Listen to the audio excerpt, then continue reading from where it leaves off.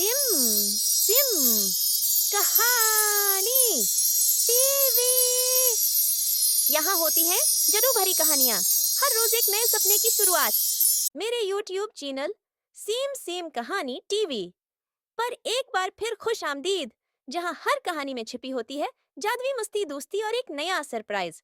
तो तैयार हो जाओ एक और जबरदस्त कहानी के लिए, सिर्फ और सिर्फ यहाँ। मौसम खुशगवार था। दरख्तों की हरियाली, परिंदों की चहचहाहट और हवा का नरम झुका जंगल के माहौल को और भी खुशगवार बना रहा था।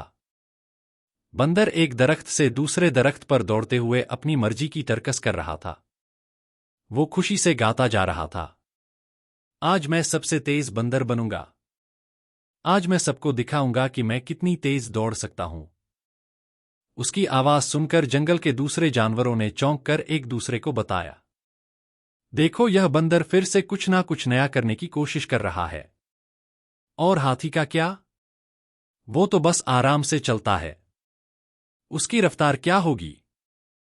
हाथी, जो दरख्त के नीचे आहिस्ता आहिस्ता चल रहा था, उसने बंदर की बातें सुनी और मुस्कुरा कर कहा, बंदर, तेज दौड़ना कोई बड़ी बात नहीं है। असल ताकत वो होती है जो सच्चे वक्त पर काम आए।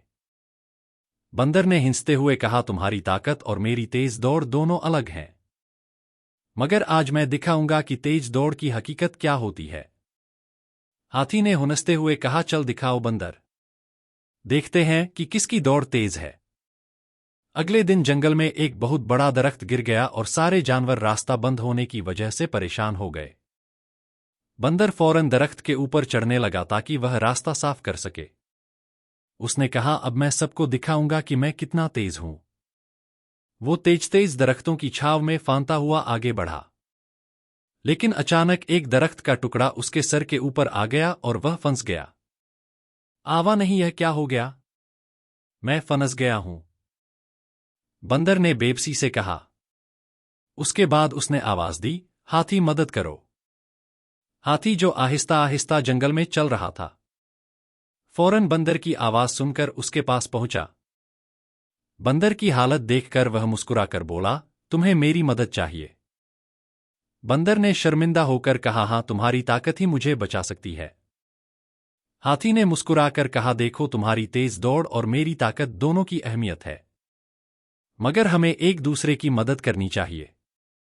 हाथी ने अपने बड़े और मजबूत हाथों से दरख्त का टुकड़ा उठाया और बंदर को आजाद कर दिया। बंदर खुश होकर बोला, अब मुझे समझ आया कि तुम्हारी ताकत और मेरी तेज दौड़ दोनों की अहमियत है। हाथी ने कहा, हम सबकी ताकतें मुख्तलिफ हो सकती हैं और हमें एक दूसरे की मदद करनी चाहिए ताकि हम सब मिलकर कामयाब हो सकें।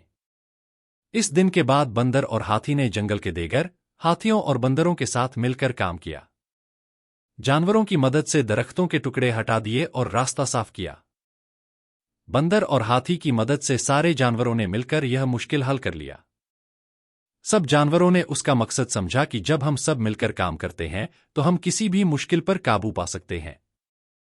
हम सब की ताकतें अलग अलग हो सकती हैं, लेकिन जब हम एक दूसरे की मदद करते हैं तो हम हर मुश्किल को हल कर सकते हैं। यह सबक जंगल के हर जानवर ने सीखा। अब बंदर और हाथी एक दूसरे के अच्छे दोस्त बन चुके थे और हर दिन मिलकर काम करते।